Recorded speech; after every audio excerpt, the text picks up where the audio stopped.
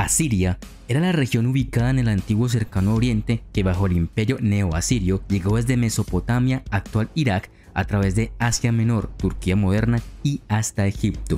El imperio comenzó modestamente en la ciudad de Asur o Ashur, conocida como Subartu para los sumerios, ubicada en Mesopotamia al noreste de Babilonia, donde los comerciantes que trabajaban en Anatolia se hicieron cada vez más ricos y esa riqueza permitió el crecimiento y la prosperidad de la ciudad.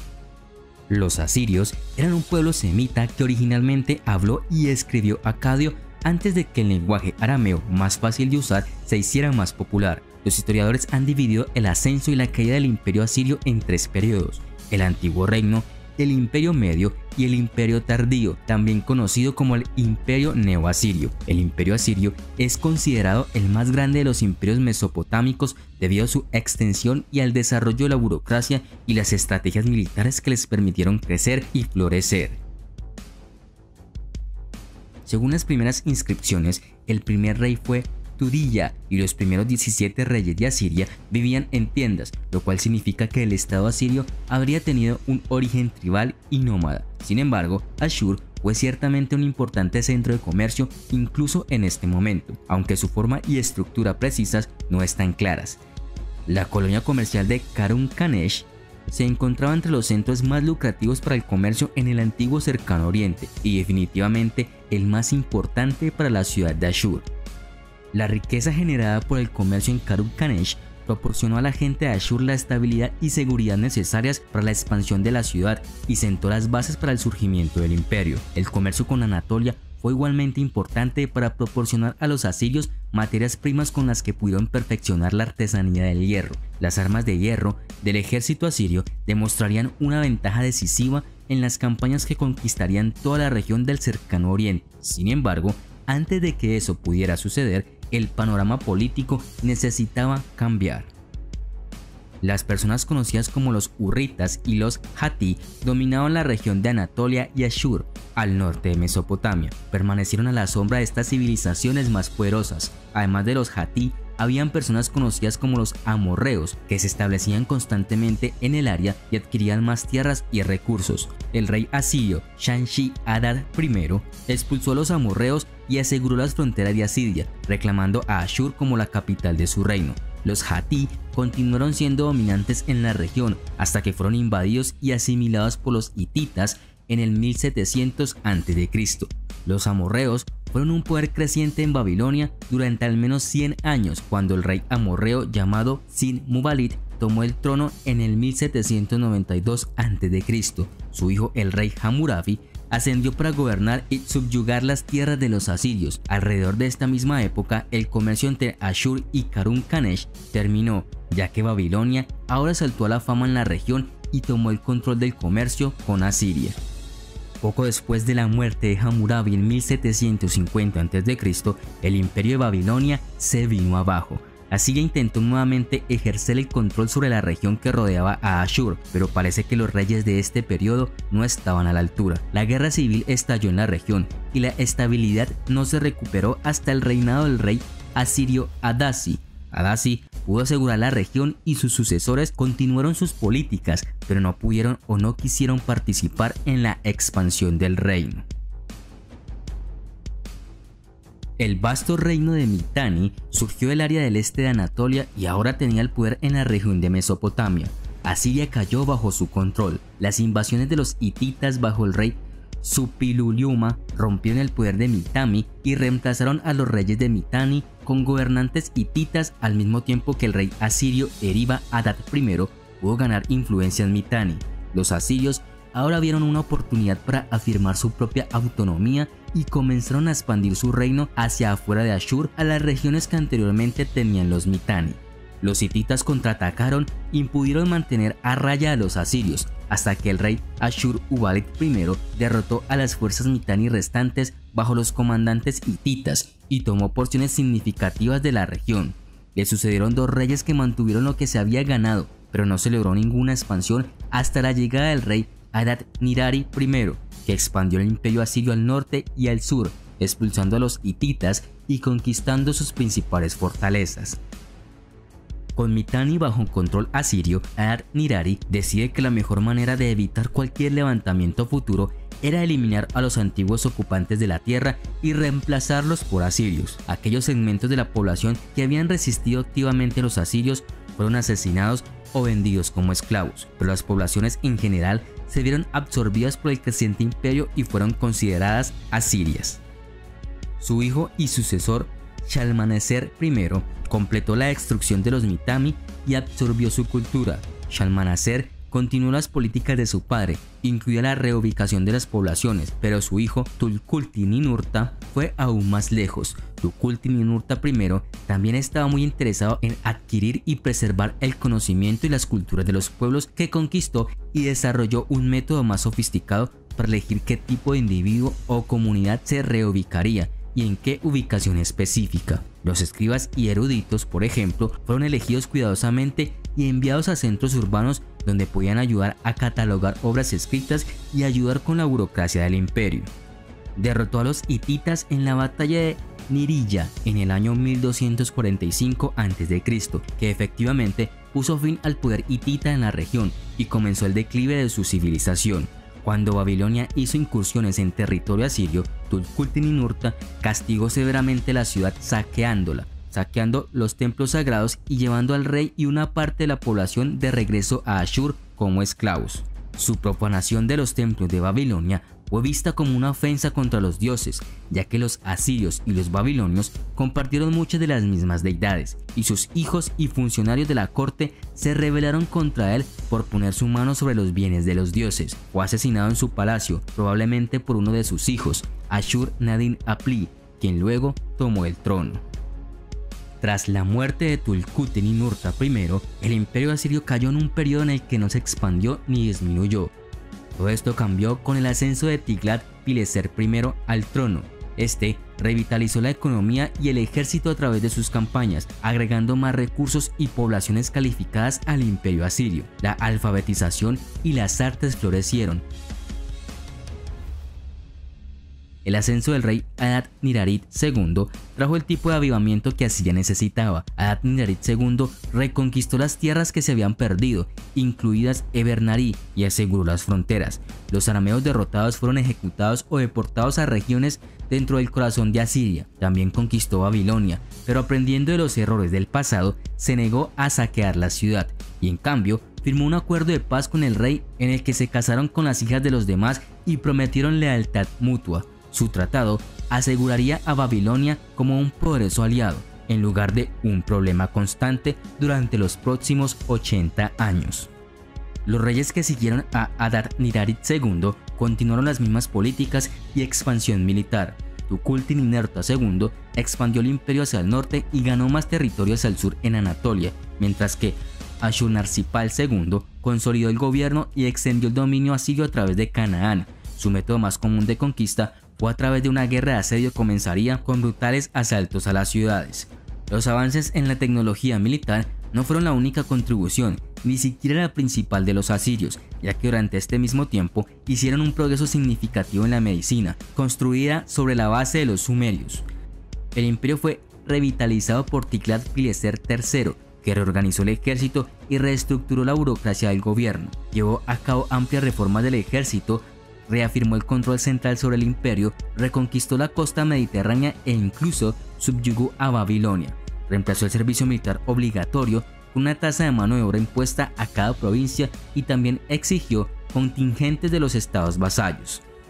Bajo el reinado de Tiglat-Pileser III, el ejército asirio se convirtió en la fuerza militar más efectiva de la historia hasta ese momento y proporcionaría un modelo para futuros ejércitos en organización, táctica, entrenamiento y eficacia. El último gran rey asirio, Ashurbanipal, era el más astuto de los gobernantes asirios y probablemente es mejor conocido en la actualidad por la gran biblioteca que reunió en su palacio en Nínive. Ashurbanipal gobernó sobre el imperio durante 42 años y en ese momento hizo una campaña exitosa y gobernó eficientemente. Sin embargo, el imperio habría crecido demasiado y las regiones estaban sobrecargadas. Además, la inmensidad del dominio asirio hizo difícil defender las fronteras y no había suficientes hombres para mantenerse acuartelados en cada fuerte o puesto avanzado significativo. Cuando Ashurbanipal murió en el 627 a.C., el imperio comenzó a desmoronarse. Sus sucesores no pudieron mantener unidos los territorios y las regiones comenzaron a separarse. Los súbditos consideraban que el gobierno del imperio asirio era demasiado severo, a pesar de los avances y lujos que un ciudadano asirio pudiera haber tenido, y los antiguos estados vasallos se sublevaron. En el 612 a.C., Nínive fue saqueada y quemada por una coalición de babilonios, persas, medos y excitas, entre otros. La destrucción del palacio derribó los muros en llamas sobre la biblioteca de Ashurbanipal. Sin embargo, se conservó la gran biblioteca y la historia de los asirios al enterrar las tabletas de arcilla. Así, en última instancia, los enemigos de Asiria no lograron su objetivo cuando arrasaron con Ashur y Nínive en el 612. Aún así, la destrucción de las grandes ciudades asirias fue tan completa que dentro de las 2 generaciones posteriores a la caída del imperio, nadie sabía dónde habían estado las ciudades. Las ruinas de Nínive fueron cubiertas por las arenas y quedaron enterradas durante los siguientes 2000 años.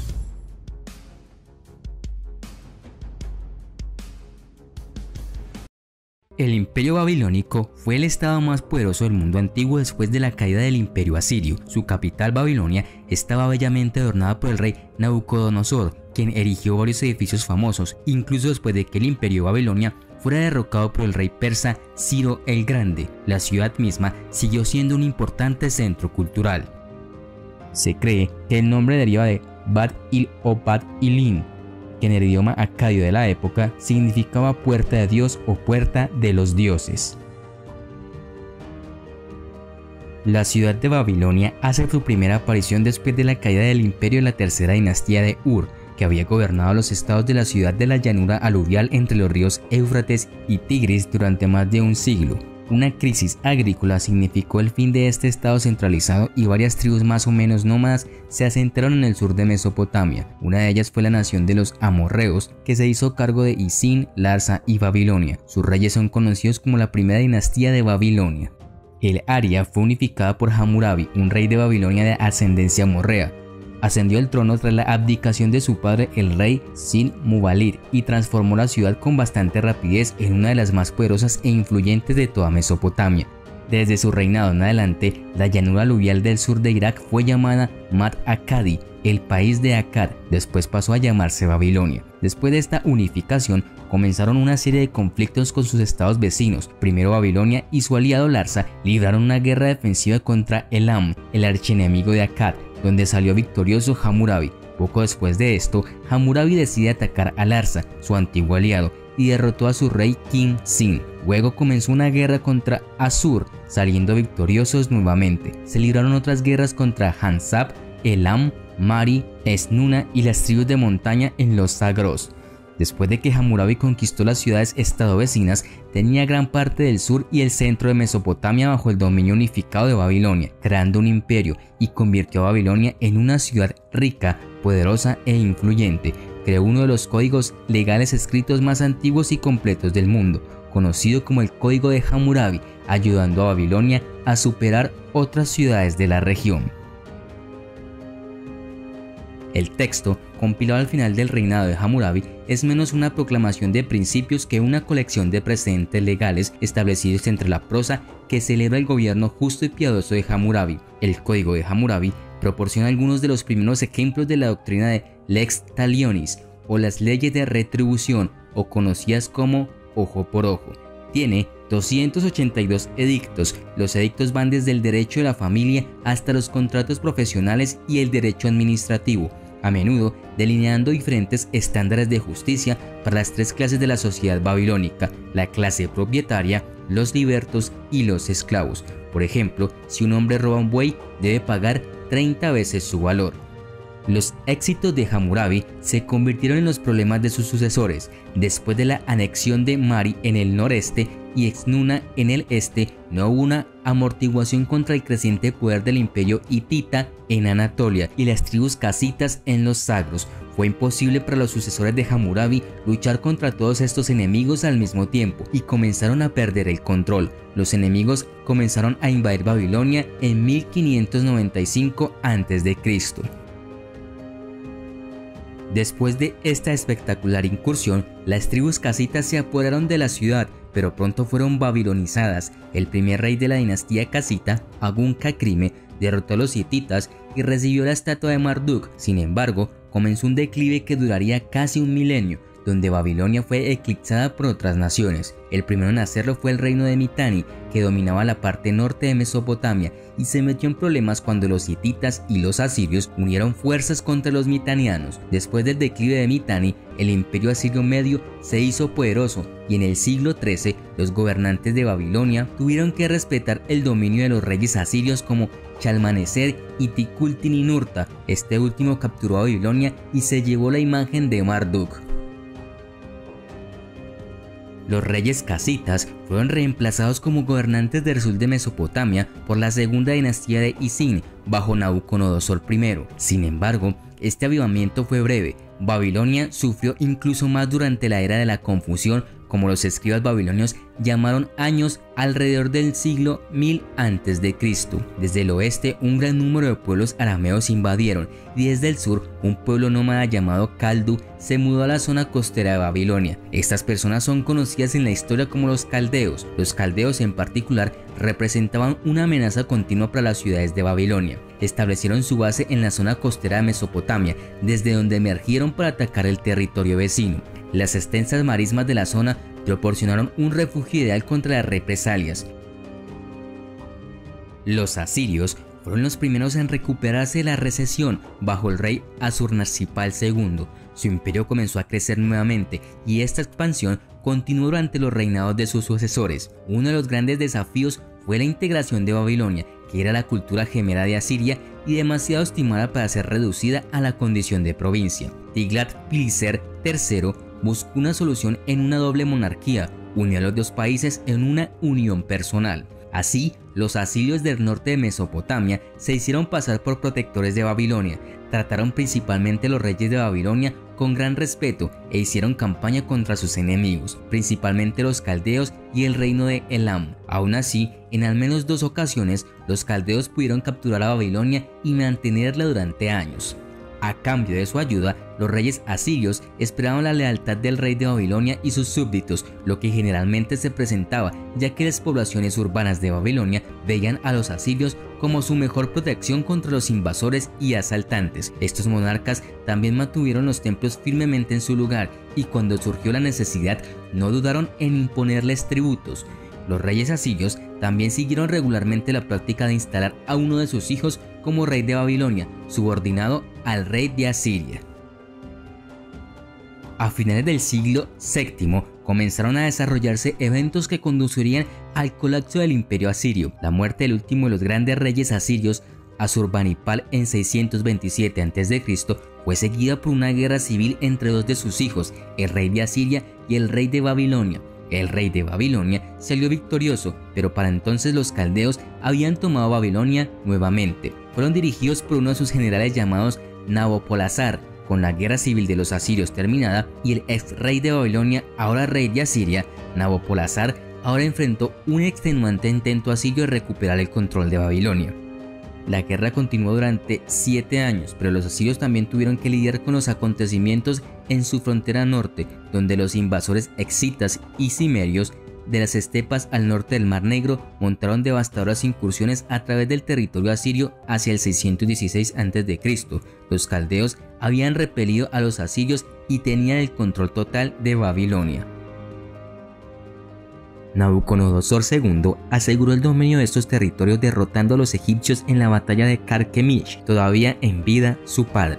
Muerto Nabopolassar en aquel mismo año, Nabucodonosor le sucedió y se consagró a la tarea de consolidar el imperio que había heredado. Nabucodonosor tuvo que enviar ejércitos para sofocar rebeliones en sus provincias occidentales prácticamente todos los años, al menos hasta el 573 a.C.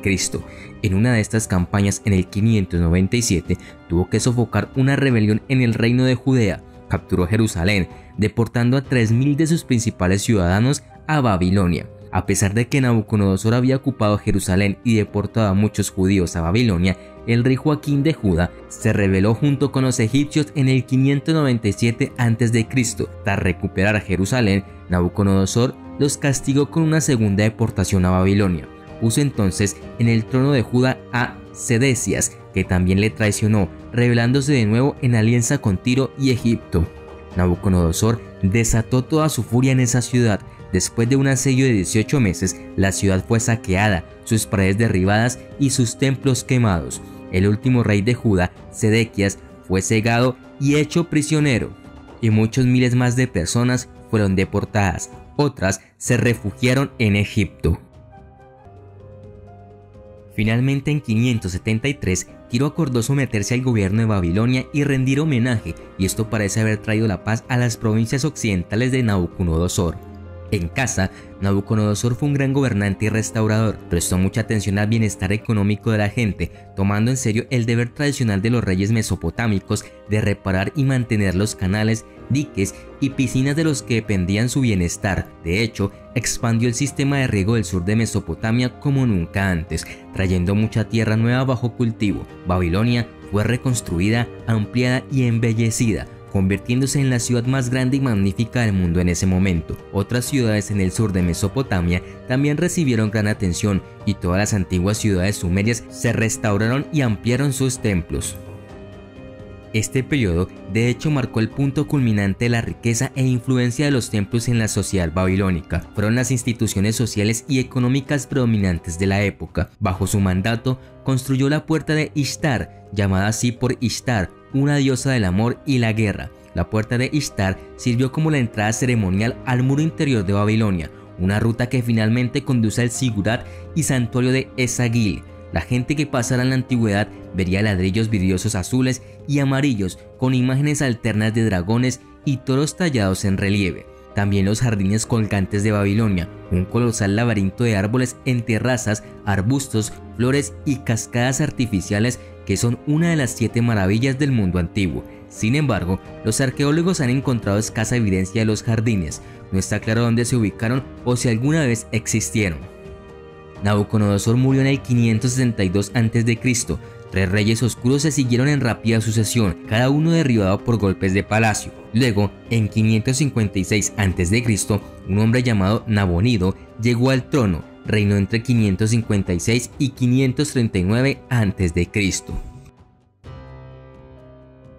El imperio neobabilónico continuó después de la muerte de Nabucodonosor II, y Babilonia continuó desempeñando un papel importante en la región bajo el gobierno de Nabonido y su sucesor Belsasar.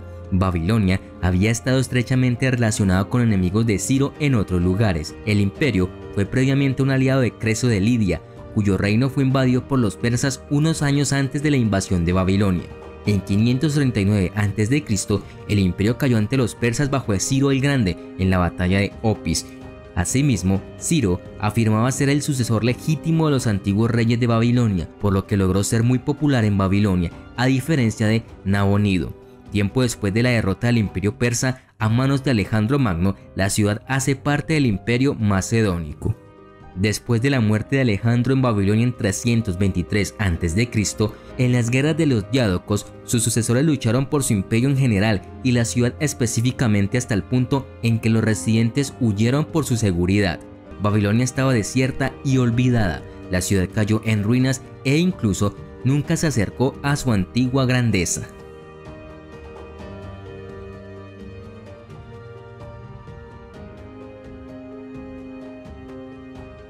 El antiguo reino de Macedonia era una encrucijada entre las civilizaciones mediterránea y balcánica. Macedonia se convirtió brevemente en el imperio más grande del mundo bajo el reinado de Alejandro Magno en el siglo IV a.C.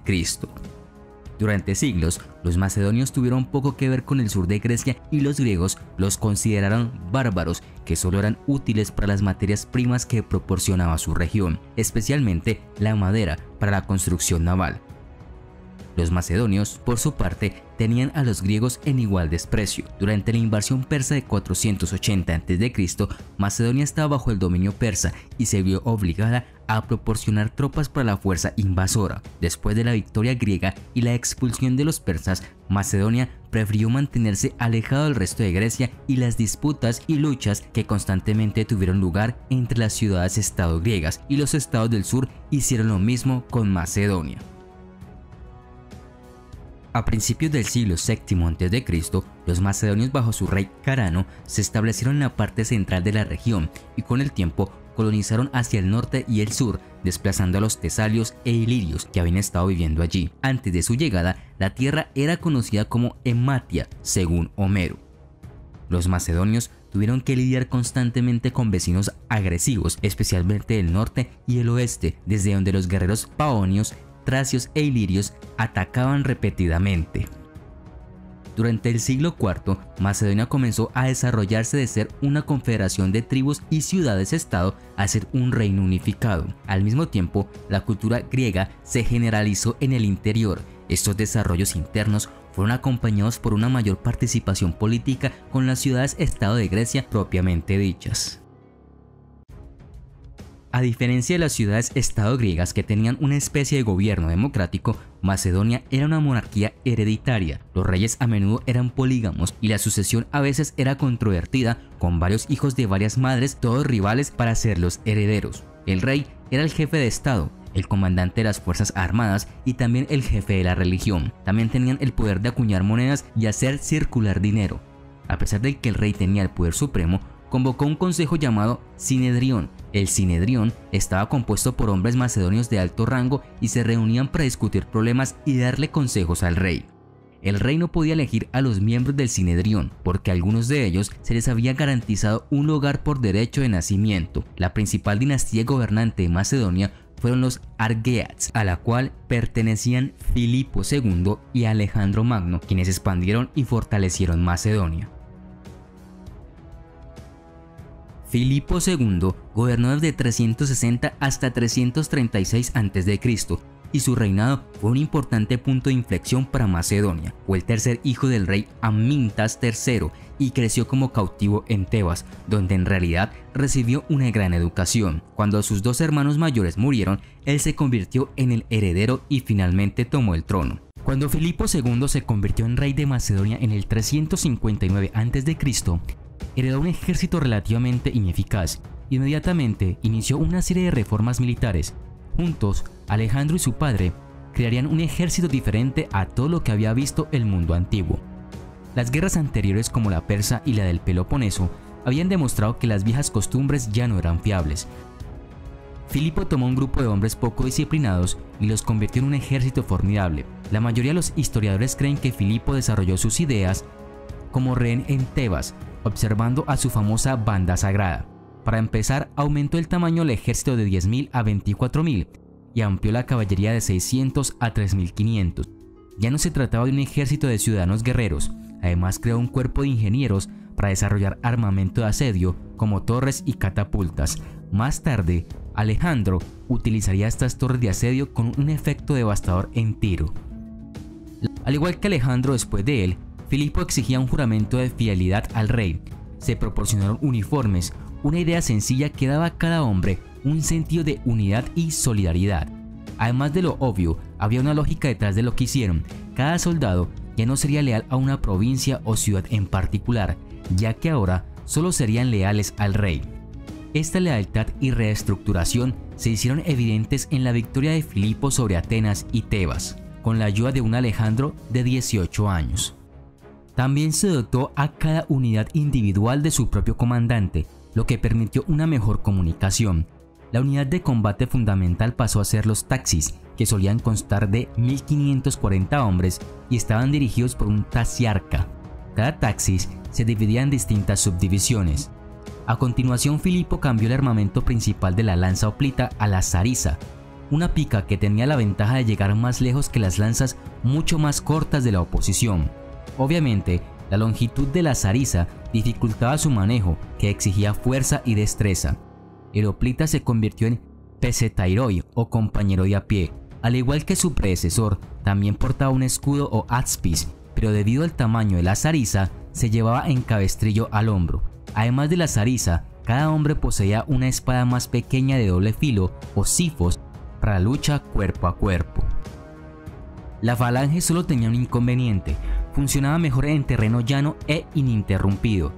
Sin embargo, a pesar de esta desventaja, Alejandro la utilizó con un éxito asombroso. En casi todas las campañas, la formación del ejército de Alejandro siguió siendo la misma. Sin embargo, debido a la naturaleza del campo de batalla, se hicieron algunos cambios. Los Peshetairoi estaban en el centro, los ispapistas a su derecha y la caballería en ambos flancos.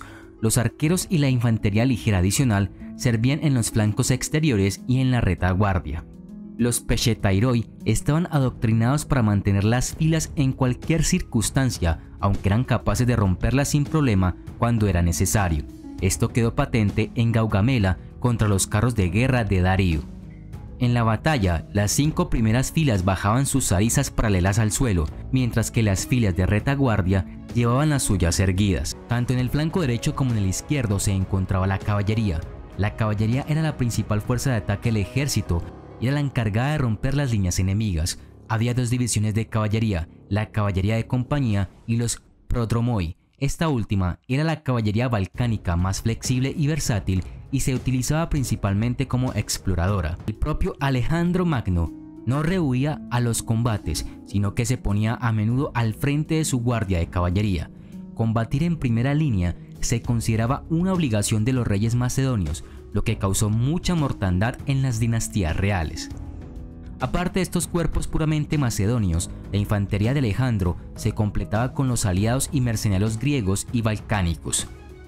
El empleo de tropas extranjeras por los reyes de Macedonia se remonta al momento en que Filipo impuso su hegemonía sobre Grecia, con la creación de la Liga de Corinto en el 338 a.C., entre cuyas disposiciones se incluía la obligación por parte de sus miembros de enviar tropas o fondos para el esfuerzo común de la guerra contra los persas. El rey Filipo II tuvo grandes visiones de hacerse cargo de toda Grecia y partes de Asia, pero sabía que tendría que ser inteligente y paciente.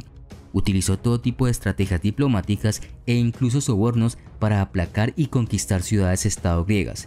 Era brillante haciendo que ciudades-estado lucharan uno contra otro, inflamando sus rivalidades para que no se unieran contra él. Filipo somete a los griegos después de expandir sus fronteras hacia el norte y el oeste, luego hacia el este y el sur, hacia Grecia. Pronto había expandido el poder macedonio a lo largo de la costa que los atenienses consideraban que estaba en su esfera de influencia. Luego se trasladó hacia el sur y ocupó Tesalia, después de derrotar a Atenas en el 353 a.C. Macedonia fue reconocida como una de las principales potencias del mundo griego. Atenas respondió a lo que veían correctamente como la creciente amenaza de Macedonia, organizando una coalición anti-Macedonia que incluía a la mayoría de las ciudades poderosas de Grecia, incluida la más fuerte de todas en ese momento, Tebas. Las fuerzas de la alianza se encontraron con los macedonios en la batalla de Queronea en el 338 a.C., donde Filipo y sus macedonios los derrotaron decisivamente. Esta victoria convirtió a Filipo en la figura más poderosa de Grecia. Para formalizar su poder, creó la Liga de Corinto, por la cual todos los estados miembros acordaron no ir a la guerra entre sí. La Liga eligió a Filipo como su líder, con la intención de invadir el imperio persa. De las principales ciudades-estado, solo Esparta se mantuvo al margen de la Liga. Filipo fue asesinado en el 336 a.C. en Aigai, la capital de Macedonia, antes de que pudiera lanzar su invasión de Persia. Alejandro Magno, una de las mentes militares más grandes de la historia, llegó al poder y terminó el trabajo que su padre había comenzado. Su reinado de 13 años como rey de Macedonia cambió el curso de la historia europea y asiática. Alejandro asumió el trono a los 20 años después del asesinato de su padre. Rápidamente aprovechó las fuerzas militares de la Liga de Corinto, reuniendo un ejército de más de 43.000 hombres de infantería y 5.500 en caballería. En 333 derrotó hábilmente los ejércitos de Darío el Grande en la batalla de Isos, pero no pudo capturarlo. Tomó Siria en el 332 y Egipto en 331. Entre sus objetivos en la conquista, sino su objetivo principal, estaba la unificación y la combinación de culturas, por lo que difundió el pensamiento, el lenguaje y la cultura helenísticos donde quiera que fuera. En 331, Alejandro derrotó a Darío en la batalla de Gaugamela y poco después Darío fue asesinado por su propio guardaespaldas. Alejandro era ahora el gobernante de todas las tierras que anteriormente tenía Persia, pero siguió adelante en un intento de conquistar la India en el 327 a.C. Cualquier éxito que haya tenido en esto se vio truncado cuando sus hombres amenazaron con amotinarse si no se volvía y cancelaba la campaña. Desde el momento en que comenzó sus conquistas hasta las consecuencias de su muerte, el imperio de Alejandro Magno se mantuvo unido por la personalidad, la leyenda y las victorias militares de un hombre. Eso no fue algo bueno. El poder de Alejandro y la autoridad de su gobierno dependían de su continuo éxito. Cada vez que eso flaqueaba, los cimientos del imperio se desmoronaban. En su esfuerzo por la integración de la cultura y las poblaciones griegas y persas, alentó a sus soldados a casarse con mujeres persas. Él mismo se casó con 3 esposas relacionadas con la dinastía persa caída. Si bien su reputación como conquistador podría hacernos imaginar que destruyó un imperio, en realidad tuvo cuidado de mantener las estructuras del gobierno persa en su lugar. En general, los nuevos gobernantes de Macedonia cambiaron poco sobre la organización del gobierno de Persia. Los griegos constituían una minoría en las tierras que conquistaron y Alejandro mantuvo a las élites persas en posiciones de poder para ayudar a suavizar la transición. Mientras Alejandro mantenía la infraestructura persa, sí buscó difundir la cultura griega en todo el mundo, pero el gobernante macedonio y sus funcionarios también eran notablemente tolerantes con las religiones y costumbres locales. Alejandro apoyó a los sacerdotes persas y egipcios y patrocinó la construcción de templos, pero también construyó nuevas ciudades con arquitectura helenística y buscó difundir las ideas griegas a través de nuevas instituciones educativas. El griego se convirtió en el idioma común de la cultura de élite y la diplomacia en Asia Occidental. Las ciudades que fundó Alejandro se convirtieron en importantes intersecciones de redes comerciales nuevas y antiguas que conectan Asia con el Mediterráneo. El arquitecto de Alejandro, Dinócrates, fue responsable de la planificación de la ciudad de Alejandría en Egipto. Esta ciudad se convirtió en un importante centro comercial que conectaba redes que se extendían desde el Mediterráneo a través del Medio Oriente hasta la India.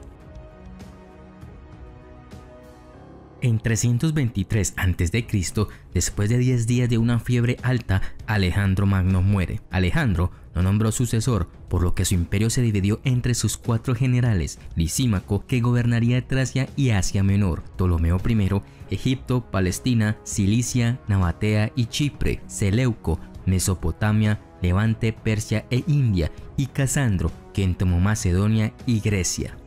Estos 4 eran conocidos como los diádocos, y aunque cada uno tenía suficiente tierra y riquezas para satisfacer a cualquiera, querían más, y las guerras de los diádocos empezaron. Estas guerras involucraron no solo a los 4 generales, sino también a otros que creían que se les debía una mayor parte del imperio de Alejandro. La madre de Alejandro, Olimpia, también se involucró en las disputas y finalmente mató a Eurídice y Filipo III, el hijo de Alejandro Magno. Alejandro IV fue la elección más obvia como sucesor, pero nació poco después de la muerte de Alejandro. Finalmente fue asesinado por orden de Casandro en el 309 a.C. Los reinos sucesores gobernados por los generales de Alejandro continuaron difundiendo la cultura y la religión griegas en Asia, e incluso después de la caída de sus imperios, el Imperio Romano continuó la difusión de ideas, religión y cultura que tenían raíces claramente griegas. La historia de Macedonia entre 275 a.C. y 205 se caracteriza por una serie de campañas militares de sus reyes con diferentes niveles de éxito y asesinatos de esos reyes y otros miembros de la aristocracia. El más exitoso de estos, al menos al principio, fue Filipo V, que aseguró sus fronteras contra las tribus invasoras y expandió el poder macedonio en Grecia y en todo el Mediterráneo a través de Asia Menor y Egipto. Macedonia se involucró en los asuntos de Roma durante la Segunda Guerra Púnica, cuando un enviado macedonio a bordo de un barco con un diplomático cartaginés fue capturado en el 215 a.C. y se descubrió que llevaba un tratado entre Macedonia y el general cartaginés Aníbal Barca. Roma no podía permitirse una alianza entre Cartago y Macedonia, y así comenzó la Primera Guerra de Macedonia. Roma salió victoriosa, como lo fue también en la Segunda Guerra Púnica, y se estableció como la mayor potencia en la región mediterránea. Macedonia continuó afirmando su independencia y autoridad. Sin embargo, durante las siguientes décadas, mientras que Roma se hizo cada vez más poderosa, los romanos no habían olvidado ni perdonado a Filipo V por su relación con Cartago y exigieron una suma exorbitante en daños. Filipo V rechazó esta demanda y así comenzó la Segunda Guerra de Macedonia, en la que Roma volvió a salir victoriosa y Macedonia se vio obligada a entregar sus posesiones en Grecia. La Tercera Guerra de Macedonia y la Cuarta Guerra de Macedonia terminaron de la misma manera y cada vez Macedonia perdía un poco más. Cuando los romanos ganaron la Tercera Guerra Púnica contra Cartago, en el 146 a.C., Macedonia fue absorbida poco después como provincia romana.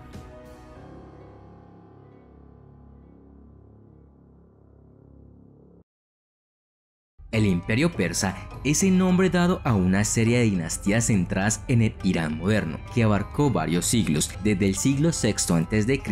hasta el siglo XX después de Cristo. El primer imperio persa, fundado por Ciro el Grande alrededor del año 550 a.C., se convirtió en uno de los imperios más grandes de la historia, desde la península balcánica de Europa en el oeste hasta el valle del Indo de la India. En su apogeo, el imperio persa se extendió por 5,5 millones de kilómetros cuadrados. El imperio persa se centró en Persia, el Irán moderno, y gobernó sobre la península de Anatolia, Egipto, gran parte del Medio Oriente de hoy, Afganistán y Pakistán. El imperio persa comenzó como una colección de tribus seminómadas que criaban ovejas, cabras y ganado en la meseta iraní. Fue Ciro, descendiente de Acaímenes, que dio nombre a la dinastía Aqueménidas, gran político y excelente general, quien unificó a sus compatriotas y se incorporó los medos al vencer a su rey Astiages en el 550. Desde ese momento se lanzó a la conquista de los reinos vecinos, Lidia y Babilonia. En 540, Ciro vence en Sardes a Creso, rey de Lidia, y se anexiona a este país.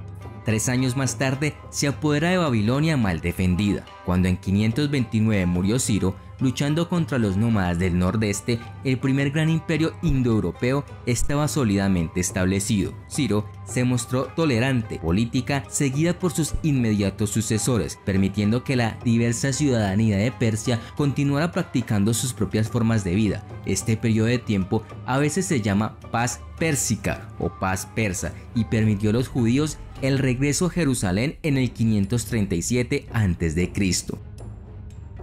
El primer imperio persa bajo Ciro el Grande pronto se convirtió en la primera superpotencia del mundo. Se unieron bajo un gobierno 3 sitios importantes de la civilización humana temprana en el mundo antiguo: Mesopotamia, el Valle del Nilo de Egipto y el Valle del Indo de la India. Ciro el Grande está inmortalizado en el cilindro de Ciro, un cilindro de arcilla inscrito en el 539, con la historia de cómo él conquistó Babilonia del rey Nabonido, poniendo fin al imperio neobabilónico. Darío el Grande, el cuarto rey del imperio aqueménida, gobernó sobre el imperio persa cuando era más grande, extendiéndose del Cáucaso y Asia Occidental hasta lo que entonces era Macedonia, el Mar Negro e incluso África, incluyendo partes de Libia y Egipto. Unificó el imperio mediante la introducción de una moneda estándar y pesos y medidas, haciendo el arameo el idioma oficial y construyendo caminos. La inscripción Behistún, un relieve multilingüe tallado en el monte Behistún en el oeste de Irán, ensalza sus virtudes y fue una clave crítica para descifrar la escritura cuneiforme. A medida que los persas iban incorporando a su imperio nuevas zonas, mostraban políticas muy tolerantes. Los gobiernos locales contaban con miembros de las élites locales. Los impuestos generalmente eran menores. Los persas tenían una gran tolerancia religiosa e incluso liberaron a muchos pueblos sometidos, como por ejemplo los judíos, que se hallaban deportados en Babilonia. En muchas zonas donde antes reinaba la anarquía, los persas también fueron bienvenidos como los restauradores de las leyes. Las zonas que se caracterizaron por el apoyo a los persas fueron sobre todo Palestina, ya que los judíos estaban felices de contar con un gobierno que respetara y apoyara su religión, además de las ciudades fenicias, que además de ser respetadas por los persas, estos les proveyeron nuevos mercados por tierra y apoyaron su desarrollo naval. También las zonas de Asia Central se mostraron leales al gobierno persa, ya que cuando el imperio se desmoronó, esas zonas continuaron la resistencia contra Alejandro Magno por varios años. El gobierno persa trajo muchos adelantos en materia política y económica, entre ellos la tolerancia religiosa y de las costumbres locales, el mantenimiento de estructuras administrativas locales, la división del territorio en satrapias, que eran auditadas todos los años, siendo castigado el sátrapa si la población no estaba contenta con su gestión, desgravamiento impositivo del comercio y baja general de todos los impuestos, facilitamiento del comercio mediante construcción de caminos y canales navegables, además de la unificación territorial que hacía menos peligrosos los viajes, creación de guarniciones repartidas por el imperio que respondían tan solo a la autoridad real, la creación de un sistema unificado de pesos y medidas. Todas estas medidas produjeron un auge en el comercio a lo largo del imperio, incentivando de gran manera el desarrollo económico, lo que logró poner del lado persa algunas zonas que originalmente lo rechazaban y eran revoltosas, como las ciudades jonias. Darío murió en el 485 a.C. y le sucedió su hijo Jerjes, quien después de sofocar varias revueltas realizó su famosa y fracasada expedición a Grecia. Convertido en un déspota oriental, fue asesinado en el 465. El antiguo espíritu de las tribus de Persia había desaparecido al adoptar las modas orientales. Tomaron el vestido de los medos, el lujo de los babilonios, algunas prendas de los egipcios, ritos de los sacerdotes caldeos. Todo ello acentuó el despotismo de sus monarcas. Sus servidores estaban siempre expuestos a una terrible muerte. Esto explica que las intrigas fueran constantes, debilitando a la monarquía y poniéndola indefensa en manos de Alejandro de Macedonia, 2 siglos después de haber alcanzado el máximo poder de Oriente. Durante el largo reinado del hijo de Jerjes, Artajerjes I, la monarquía del imperio persa mantuvo aún su prestigio y su poder, mostrándose el rey tolerante y muy amigo de los judíos. Tuvo que sofocar varias revueltas e insurrecciones en Egipto, apoyadas por Grecia. Continuó la lucha con Atenas, pero el monarca persa supo aprovecharse de los desacuerdos entre los estados griegos para conseguir mejores condiciones de lo que los hechos militares permitían esperar. La sociedad estaba formada por el rey, la familia real era bastante extensa, existía el grupo de nobles, que eran las familias más adineradas y eran los miembros de la corte. Los sacerdotes eran un pilar dentro de la sociedad, los soldados se encargaban de proteger las fronteras, la plebe era una clase integrada por los campesinos, artesanos y los esclavos que venían de las guerras. La economía se basaba en la agricultura, el pastoreo y la extracción de minerales. Practicaban un amplio comercio gracias a la creación de las monedas. Esta moneda se llamaba darico y eran acuñadas en oro, lo que estimuló el comercio interno e internacional. Por Irán pasaban rutas de caravanas comerciales que venían desde la India y la China hasta el mar Mediterráneo. El comercio logró darle un importante impulso a la industria de tejidos, joyas, mosaicos, tapetes y alfombras. Los antiguos persas del imperio aqueménida crearon arte en muchas formas, incluyendo trabajos en metal, tallados en piedra, tejido y arquitectura. A medida que el imperio persa se expandió para abarcar otros centros artísticos de la civilización temprana, se formó un nuevo estilo con influencias de estas fuentes. El arte persa temprano incluía grandes relieves de rocas talladas cortadas en acantilados, como los encontrados en Naksh-e-Rustam, un antiguo cementerio lleno de las tumbas de los reyes aqueménidas.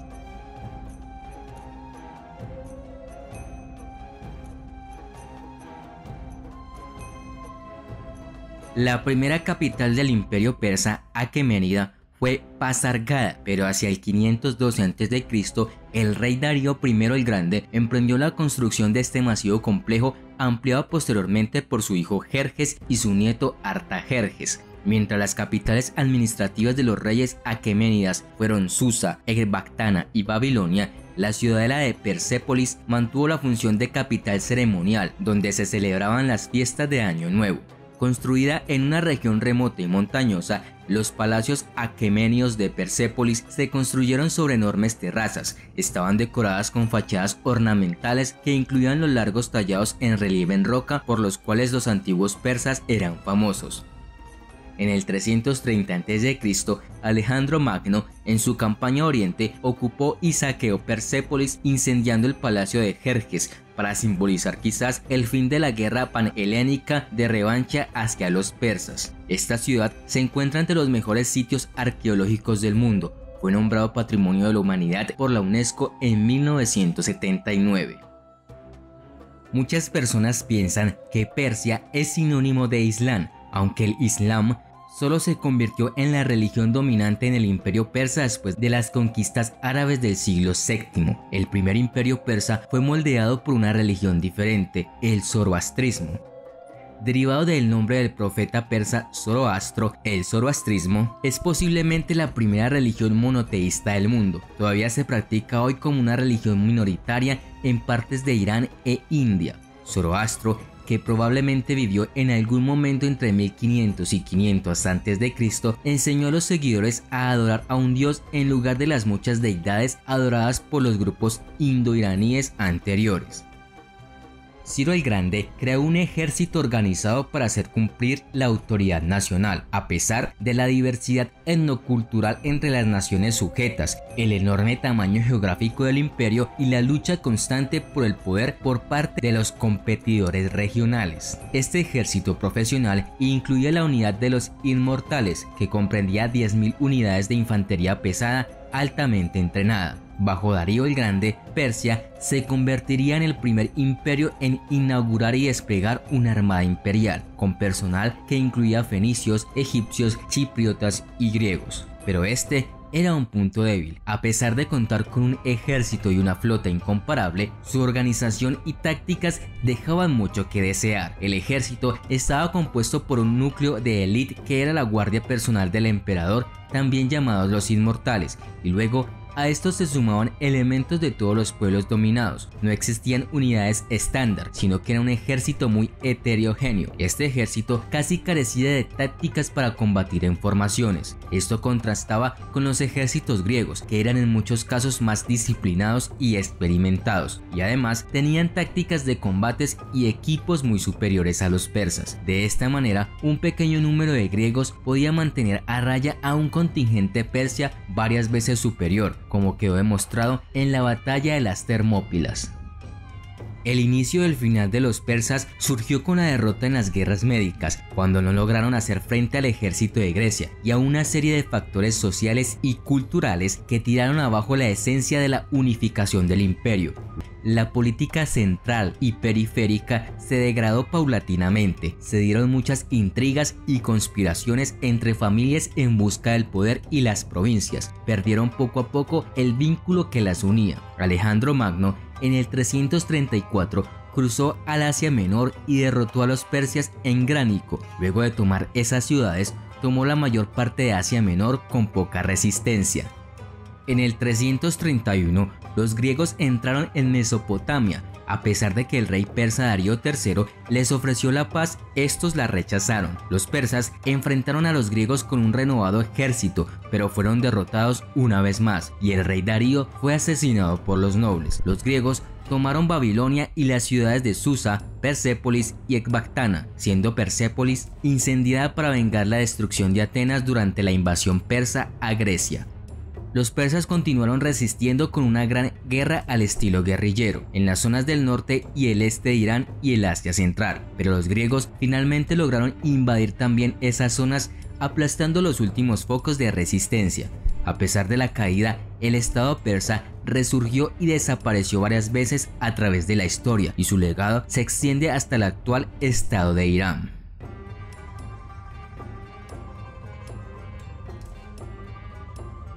Así como la vida surgió de las aguas, las semillas de la civilización egipcia se sembraron primero a lo largo de las orillas del río Nilo. Este poderoso río, que fluye hacia el norte desde el corazón de África hasta el mar Mediterráneo, alimentó el crecimiento del reino faraónico, y en tiempos predinásticos los cazadores nómadas se establecieron en el valle y comenzaron a cultivar para complementar su suministro de alimentos. El periodo faraónico abarca más de 3000 años, comenzando cuando los reyes gobernaron Egipto por primera vez. La primera dinastía comenzó en el 3100 a.C. con el reinado del rey Narmer. A lo largo de los siglos, el poder de los faraones aumentó y disminuyó en numerosas ocasiones, antes de que Egipto quedara bajo el dominio romano en el periodo greco-romano en el 332 a.C. La historia del antiguo Egipto se ha dividido tradicionalmente en 30 o a veces 31 dinastías. Las dinastías 1 y 2 se remontan a unos 5000 años antes de Cristo y a menudo se les llama periodo dinástico temprano o arcaico. El primer faraón de la primera dinastía fue un gobernante llamado Menés o Narmer, como se le llama en griego. Las dinastías 3 a 6 datan aproximadamente del 2650 al 2150 a.C., y los eruditos modernos a menudo las agrupan en un periodo de tiempo llamado Reino Antiguo. Durante este tiempo se desarrollaron técnicas de construcción de pirámides y se construyeron las pirámides de Giza. Los papiros que aún se están descifrando sugieren que grupos de trabajadores profesionales desempeñaron un papel importante en la construcción de las pirámides, así como de otras estructuras. Desde el 2150 hasta el 2030 a.C., un periodo que abarcó las dinastías 7 a 10, el gobierno central en Egipto fue débil y el país a menudo estuvo controlado por diferentes líderes regionales. El motivo del colapso del antiguo reino es un tema de debate entre los académicos, que indican que la sequía y el cambio climático desempeñaron un papel importante. Durante este tiempo, las ciudades y civilizaciones de Oriente Medio también colapsaron. Las dinastías 12 y 13 se denominaron el Reino Medio y duraron aproximadamente entre 2030 y 1640 a.C. Al comienzo de estas dinastías, un gobernante llamado Mentuhotep II recuperó el control de todo el país. En Egipto se reanudó la construcción de pirámides y se creó un número considerable de textos de literatura y ciencia. En las dinastías 14 a 17, conocidas como el segundo periodo intermedio, en las cuales fue durante este tiempo que el gobierno central volvió a colapsar en Egipto y un grupo llamado los Hicsos subió al poder y controló gran parte del norte de Egipto.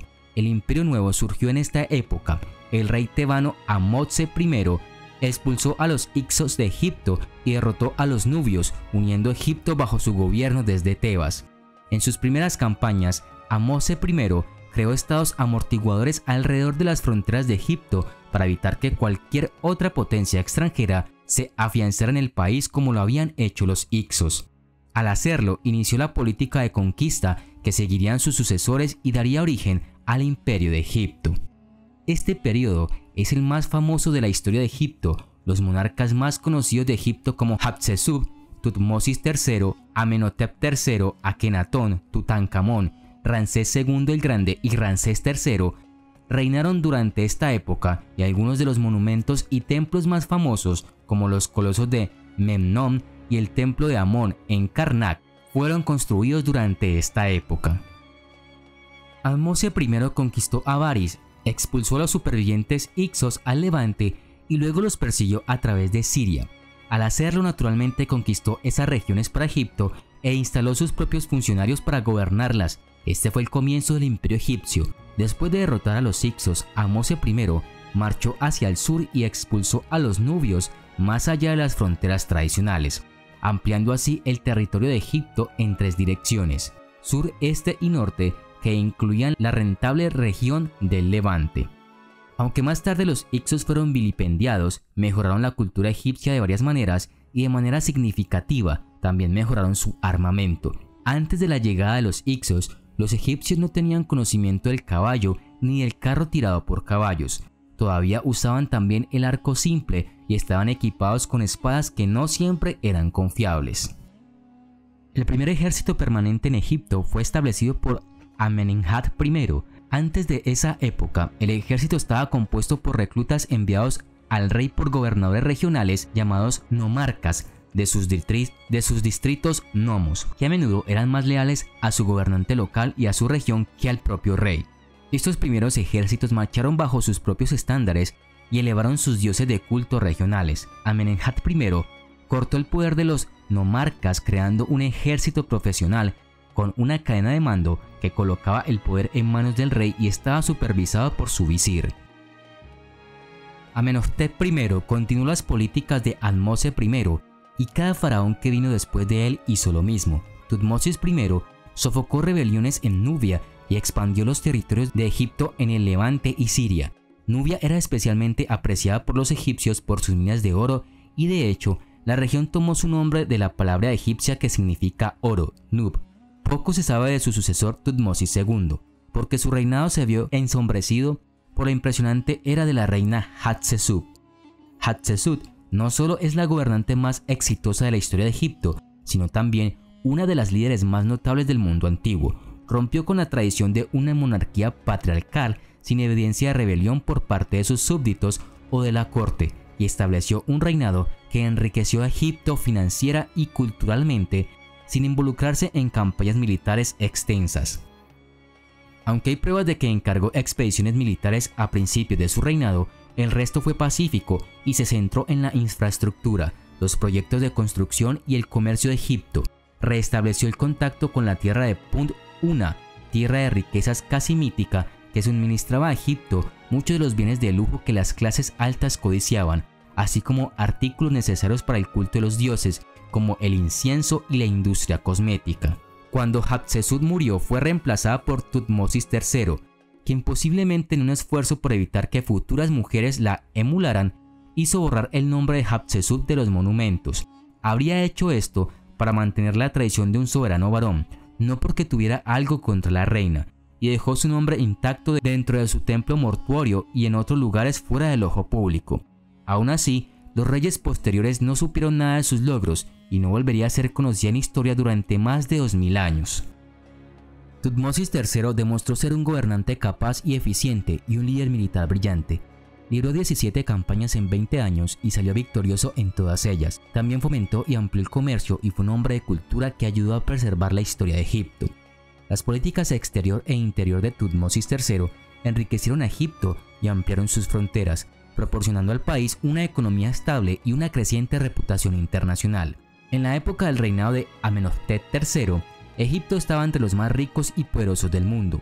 Amenhotep III fue un brillante administrador y diplomático, cuyo próspero reinado estableció firmemente a Egipto en lo que los historiadores llaman el Club de las Grandes Potencias, que incluía a Babilonia, Asiria, Mitanni y la tierra de los Hatti o Hititas, todos los cuales mantuvieron relaciones pacíficas a través del comercio y la diplomacia.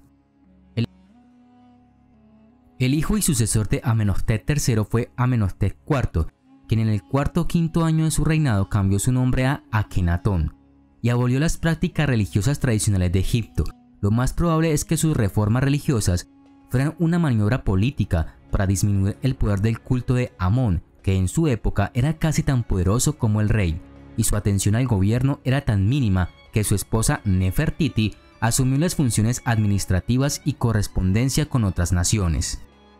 La fricción entre el culto de Amón y la realeza comenzó durante el periodo del Reino Antiguo, cuando los reyes de la cuarta dinastía elevaron la secta y les otorgaron un estatus de exención de impuestos a cambio de realizar los rituales mortuorios necesarios en el complejo de Giza. Como estaban exentos de impuestos, todo el producto de sus tierras iba directamente a ellos, no al gobierno, y así pudieron acumular una riqueza considerable.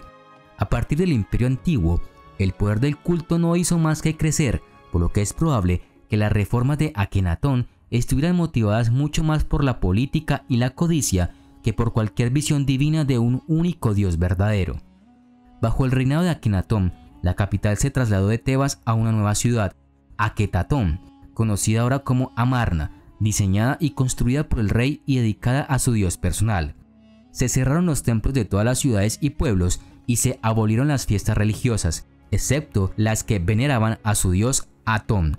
La economía egipcia dependía en gran medida de las prácticas religiosas, ya que los templos eran los centros de la comunidad y empleaban a una gran cantidad de personal. El valor cultural central de Egipto, el Mad, armonía y equilibrio, que era el fundamento de la religión y la sociedad, fue ignorado por la administración de Akenatón, al igual que los vínculos diplomáticos y comerciales con otras potencias. El sucesor de Akenatón fue Tutankamón, quien estaba en el proceso de restaurar Egipto a su estado anterior cuando murió joven. Su trabajo fue completado por Horemheb, quien borró el nombre de Akenatón de la historia y destruyó su ciudad.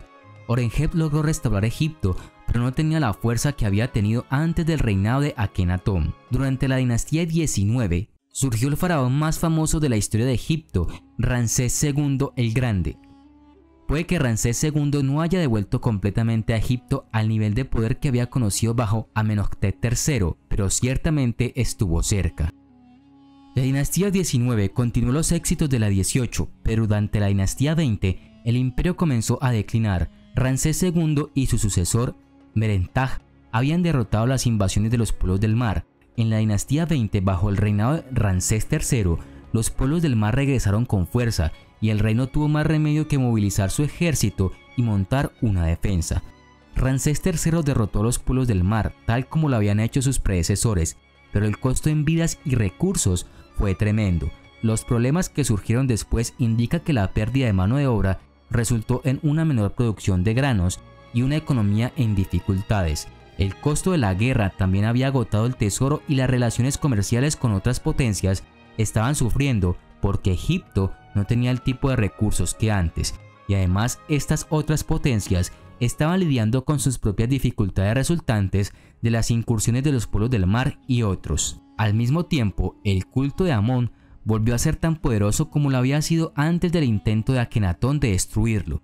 El sumo sacerdote de Tebas recibía cada vez más respeto, sino más que el rey, debilitando así la monarquía. La dinastía 20 y el imperio egipcio terminaron con la muerte de Ramsés XI. En ese momento el país estaba dividido entre el gobierno del faraón en el Bajo Egipto y el del sumo sacerdote de Amón en Tebas en el Alto Egipto. En ocasiones Egipto estuvo bajo el control de potencias extranjeras durante este tiempo. Los gobernantes de la dinastía 25 eran de Nubia, un área ubicada en lo que hoy es el sur de Egipto y el norte de Sudán. Los persas y asirios también controlaron Egipto en diferentes momentos durante el periodo tardío. En el 332 a.C., Alejandro Magno expulsó a los persas de Egipto e incorporó al país al imperio macedonio.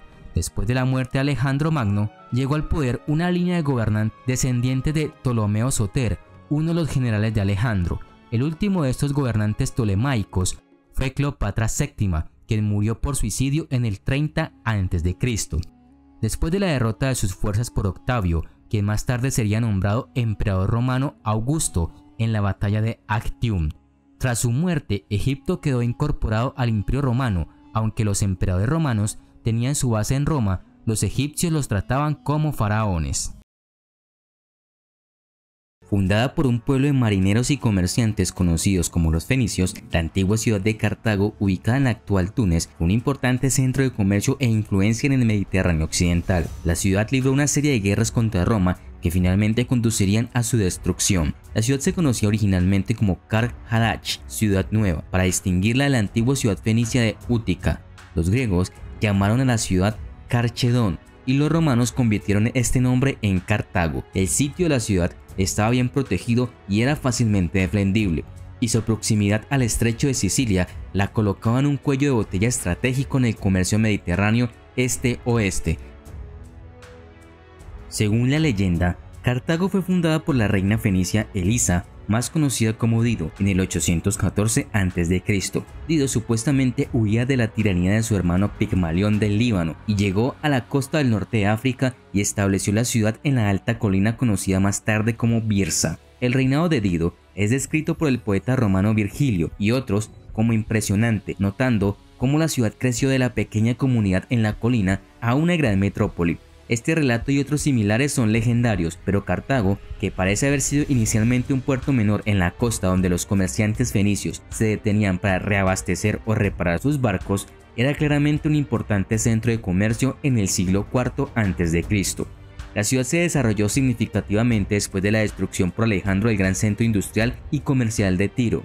Cuando los refugiados fenicios huyeron de allí a Cartago, estos tirios llegaron con todas las riquezas que tenían, y como muchos de los que Alejandro perdonó eran lo suficientemente ricos como para comprar sus vidas, llegaron a esta ciudad con medios considerables que establecieron a Cartago como el nuevo centro del comercio fenicio. Los cartagineses establecieron entonces una relación de trabajo con las tribus conocidas como Masaceli y Masili del reino bereber del norte de África de Numidia, que ocuparía las filas de su ejército, principalmente como formidables tropas de caballería. De una pequeña ciudad en la costa, la ciudad creció en tamaño y grandeza con enormes propiedades que cubrían kilómetros de superficie. Cartago se convirtió rápidamente en la ciudad más rica y poderosa del Mediterráneo. El gobierno cartaginés, anteriormente una monarquía, era una república basada en la meritocracia. En el siglo IV a.C., el cargo más alto lo ocupaban dos magistrados electos conocidos como sufetes, que gobernaban junto con un senado de entre 200 y 300 miembros que ocupaban el cargo de por vida. Las leyes fueron aprobadas por una asamblea de ciudadanos que votarían las medidas propuestas por los sufetes y el senado. Los aristócratas vivían en palacios, los menos pudientes en casas modestas pero atractivas y las clases bajas en chozas fuera de la ciudad. Los tributos y los aranceles aumentaban regularmente la riqueza de la ciudad, además del lucrativo negocio del comercio marítimo. Los puertos de la ciudad eran inmensos, con 220 muelles y columnas relucientes que se elevaban a su alrededor en semicírculo, frente a arcos altísimos y edificios ornamentados con esculturas. Había dos puertos, uno para el comercio y otro para los buques de guerra, que operaban constantemente para reabastecer, reparar y equipar los buques. Los barcos mercantes cartagineses navegaban diariamente a puertos de todo el mar Mediterráneo, mientras su armada, suprema en la región, los mantenía a salvo y además abría nuevos territorios para el comercio y los recursos a través de la conquista, mientras los cartagineses construían su imperio. La ciudad tenía 4 secciones residenciales que crecieron alrededor de la ciudadela de Birsa en el centro y estaba rodeada por murallas que se extendían 37 kilómetros de longitud desde los puertos hacia el interior. La ciudad tenía todas las comodidades y refinamientos de cualquier gran ciudad antigua: un teatro para el entretenimiento, templos, una necrópolis, un agora o mercado, pero en escala mucho mayor. Su deidad patrona era la diosa del amor y la fertilidad Tanit, que era adorada junto a su consorte Baal-Hamon. Cartago producía sedas finamente bordadas, tejidos teñidos de algodón, lino y lana, cerámica artística y funcional, además de perfumes. Sus artesanos trabajaron de manera experta con marfil, cristalería y madera, así como con metales y piedras preciosas. Comercializaban pescado del Atlántico salado y salsa de pescado garum y negociaban los productos de casi todos los pueblos del Mediterráneo. La riqueza de la ciudad se debió no solo a su posición ventajosa en la costa norteafricana, desde la que podía controlar el tráfico marítimo entre ella y su colonia en Sicilia, sino también a la habilidad de la gente en la agricultura. El escritor Magón de Cartago escribió una obra de 28 volúmenes dedicados a la agricultura y la ciencia veterinaria, que fue considerada la más completa en el tema de su tiempo y refleja el intenso interés de los cartagineses por la agricultura y la ganadería. Los cartagineses plantaron árboles frutales, uvas, olivos y hortalizas en un anillo de jardines regados por pequeños canales y luego expandieron su cultivo hacia el exterior, más allá de las murallas de la ciudad, a campos de cereales. La fertilidad de la tierra y su experiencia en el cultivo aumentaron la riqueza de la ciudad a través del comercio con el interior. Sus comerciantes inventaron la práctica de la venta por subasta y la utilizaron para comerciar con las tribus africanas. En otros puertos intentaron establecer depósitos permanentes o vender sus mercancías en mercados al aire libre. Fue esta expansión la que puso a Cartago en conflicto con otros. En 310 y 307 a.C., el norte de África fue invadido por Agatocles de Siracusa, que trató de someter a Cartago y utilizar su riqueza para financiar sus guerras. Agatocles pudo alimentar a su ejército fácilmente de la tierra porque las cosechas crecían en abundancia. Solo fue derrotado porque los libios y bereberes que trabajaban la tierra se pusieron del lado de los cartagineses, que los habían tratado bien. Agatocles fue expulsado del norte de África y Cartago continuó prosperando hasta que se involucró en un conflicto con Roma. El ejército de Cartago se construyó alrededor de un núcleo de tropas cartaginesas y bereberes reclutadas en el territorio de origen de la ciudad en el norte de África. Sin embargo, estos fueron superados en gran medida por los mercenarios extranjeros, que lucharon en sus propias unidades nacionales. La caballería cartaginesa estaba compuesta principalmente por bereberes, además de que incluían un cuerpo de elefantes. Estos se extrajeron de poblaciones de elefantes nativas del norte de África. Estos elefantes eran efectivos para asustar al enemigo, pero como demostraron los romanos, una vez que se desarrollaron tácticas para lidiar con ellos, demostraron ser más una desventaja que una ventaja. Durante las guerras con los griegos, Cartago se convirtió probablemente en la potencia naval más poderosa del mundo antiguo. Estos desarrollaron una reputación por su habilidad en la navegación y la maniobra.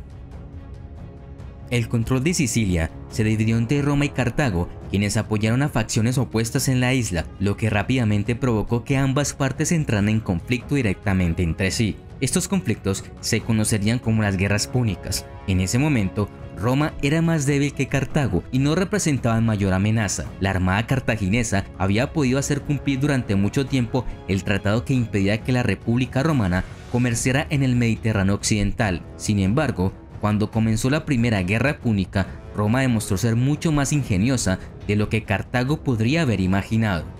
Roma construyó rápidamente 330 barcos que equiparon con ingeniosas rampas y pasarelas, los Corbus, que se podían bajar a un barco enemigo para abordarlos, convirtiendo así una batalla naval en una batalla terrestre. Roma ganó una serie de victorias y finalmente derrotó a Cartago en el 241 a.C. Cartago se vio obligada a ceder Sicilia a Roma y pagar una fuerte indemnización de guerra. Después de esta guerra, Cartago se vio envuelta en lo que se conoce como la Guerra de los Mercenarios, que comenzó cuando el ejército de mercenarios cartagineses exigió el pago que Cartago les debía. Esta guerra fue finalmente ganada por Cartago gracias a los esfuerzos del general Amílcar Barca, padre del famoso Aníbal Barca de la Segunda Guerra Púnica. Cartago sufrió mucho con la Primera Guerra Púnica y Mercenaria, y cuando Roma ocupó las colonias cartaginesas de Cerdeña y Córcega, los cartagineses no pudieron hacer nada al respecto. Intentaron sacar el máximo provecho de su situación, expandiendo sus posesiones en Hispania, pero nuevamente entraron en guerra con Roma cuando Aníbal atacó la ciudad de Sagunto, un aliado de Roma en Hispania, en el 218 a.C. La Segunda Guerra Púnica se libró en gran parte en el norte de Italia, cuando Aníbal invadió Italia desde Hispania, haciendo marchar sus fuerzas sobre los Alpes. Aníbal ganó todos los enfrentamientos contra los romanos en Italia. En 216 a.C. obtuvo su mayor victoria en la batalla de Cannas, pero al carecer de tropas y suministros suficientes no pudo aprovechar sus éxitos. Finalmente fue sacado de Italia y derrotado por el general romano Escipión Africanus en la batalla de Zama, en el norte de África, en el 202 a.C. y Cartago nuevamente pidió la paz.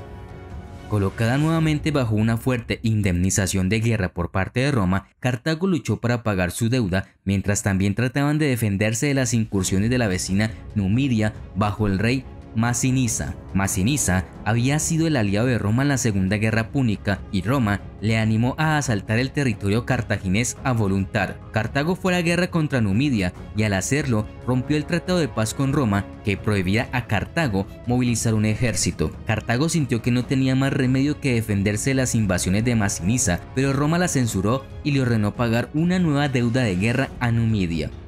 A Roma no le preocupaba el conflicto en el que estuvieran envueltos Cartago y Numidia, pero le importaba la repentina revitalización de las fuerzas armadas cartaginesas. Cartago creía que su tratado con Roma terminó cuando se pagó su deuda de guerra. Roma no estaba de acuerdo. Los romanos sintieron que Cartago todavía estaba obligada a someterse a la voluntad romana. Tanto es así que el senador romano Catón el Viejo terminó todos sus discursos sin importar el tema con la frase «Cartago debe ser destruida». En 149 a.C., Roma decidió ese curso de acción. Una embajada romana en Cartago presentó una lista de demandas que incluía la estipulación de que Cartago fuera desmantelada y luego reconstruida más hacia el interior. Los cartagineses comprensiblemente se negaron a hacerlo y comenzó la Tercera Guerra Púnica. El general romano Escipión Emiliano sitió Cartago durante 3 años hasta que cayó. Después de saquear la ciudad, los romanos la redujeron a cenizas sin dejar piedra sobre piedra. Útica ahora se convirtió en la capital de las provincias africanas de Roma y Cartago estuvo en ruinas hasta el 122 a.C., cuando Cayo Sempronio Graco, el tributo romano, fundó una pequeña colonia allí. Sin embargo, los problemas políticos de Cayo y el recuerdo de las guerras púnicas, todavía demasiado reciente, hicieron que la colonia fracasara. Julio César propuso y planeó la reconstrucción de Cartago y 5 años después de su muerte, Cartago resucitó. El poder ahora se trasladó de Útica a Cartago, que se convirtió en el granero de Roma, debido al mismo éxito agrícola que la había enriquecido antes, y siguió siendo una importante colonia romana hasta que cayó en manos de los vándalos bajo su rey Gensérico en el 439 después de Cristo. Luego pasaría a manos de los bizantinos. Bajo ellos, Cartago prosperó a través del comercio. Alrededor del 585 después de Cristo, Cartago se convirtió en la sede del Exarcado de África bajo el emperador bizantino Mauricio, una región administrativa separada establecida para un gobierno más efectivo de las áreas occidentales del imperio. En 698, los musulmanes derrotaron a las fuerzas bizantinas en la batalla de Cartago, destruyeron la ciudad por completo y expulsaron a los bizantinos de África. Luego fortificaron y desarrollaron la ciudad vecina de Túnez y la establecieron como el nuevo centro de comercio y gobierno de la región. Bajo los musulmanes árabes, a Túnez le fue mejor que a Cartago, pero la ciudad continuó prosperando hasta la octava cruzada de 1270, cuando fue tomada por los cruzados europeos que fortificaron la ciudad de Birsa. Una vez que fueron derrotados, Muhammad I hizo derribar las defensas de la ciudad y demolieron muchos de los edificios para evitar una nueva ocupación de este tipo.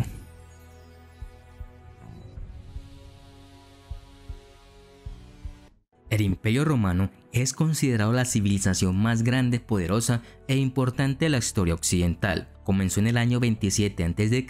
y terminó en el 476 después de Cristo. Se extendía del río Rin a Egipto, así establecía una conexión con Europa, Asia y África. Llegó a ser uno de los imperios más poderosos de la historia. El imperio vivió dos etapas durante su historia, llamadas el Alto Imperio y el Bajo Imperio. Durante el Bajo Imperio es donde llega la tan conocida división en dos del imperio. Se establece el origen del Imperio Romano al momento en el que la República Romana desaparece para dar lugar al Imperio y por lo tanto a la era de los emperadores. El Imperio Romano surge como consecuencia de las guerras civiles acaecidas tras la muerte de Julio César, cuando la República comenzaba a tambalearse. Julio César se erigió como máximo y único gobernante de Roma. Este suceso provocó el enfrentamiento entre Pompeyo y el Senado contra Julio César, quien se había erigido como dictador perpetuus. Estos hechos provocaron el malestar en el Senado, encontrándose como única solución el asesinato de Julio César. Este fue asesinado durante los festejos de las Idus de marzo en el propio recinto del Senado. Con la muerte de Julio César, parece que volviera a la normalidad y por lo tanto la república, pero este restablecimiento duró poco. Después de la batalla de Actio en el 31 a.C., Cayo Octavio Turino, sobrino y heredero de Julio César, se convirtió en el primer emperador de Roma y tomó el nombre de César Augusto. Augusto gobernó el imperio desde el 27 a.C. hasta el 14 después de Cristo, cuando muere. Durante este tiempo, tal y como él mismo cuenta, encontró a Roma hecha de ladrillo, pero la dejó hecha de mármol. Augusto reformó las leyes de la ciudad y por extensión las del imperio, aseguró las fronteras romanas, inició grandes obras públicas llevadas a cabo por su fiel general Agripa, quien construyó el primer panteón, y aseguró la fama del imperio por tener el mayor poder cultural y político conocido hasta entonces. La Pax Romana, paz romana, también conocida como Paz Augusta, que él mismo inició, fue un periodo de paz y prosperidad desconocida hasta entonces y que duraría más de 200 años.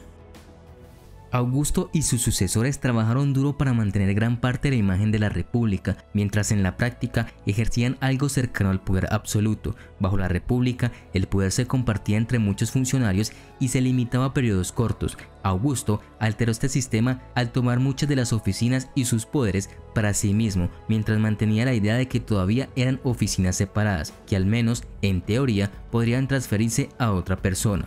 Por ejemplo, él era el Pontífex Maximus, sumo sacerdote, y también el censor, pero nunca se deshizo de los propios oficios.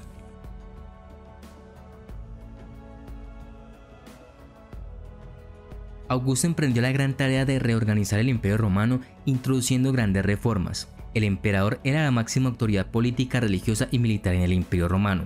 El Senado concedió todas las atribuciones. El Senado acataba las órdenes del emperador. Para garantizar una eficaz administración, algunas provincias fueron cedidas a los senadores. A estas se les llamó provincias senatoriales. Las prefecturas eran las instituciones encargadas de velar por el bienestar de la población.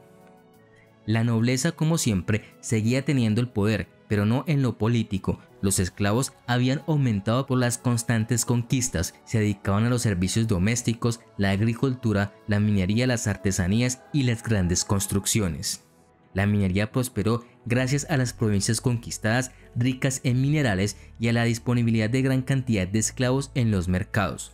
El comercio se intensificó con la construcción del puerto de Ostia, donde desembarcaban los productos de Occidente, y en el puerto de Pozzuoli, para los productos de Oriente. Cuando Augusto muere, el poder pasa a manos de su heredero Tiberio, que continúa muchas de las políticas de Augusto, pero que no tuvo la fuerza de carácter y la visión que definió a Augusto. Su línea de trabajo continuó más o menos constante con los emperadores que le sucedieron, Calígula, Claudio y Nerón.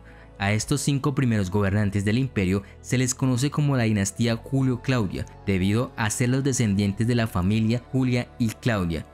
Calígula se hizo famoso por su depravación y aparente locura. Claudio logró expandir el poder de Roma y las fronteras en Britania.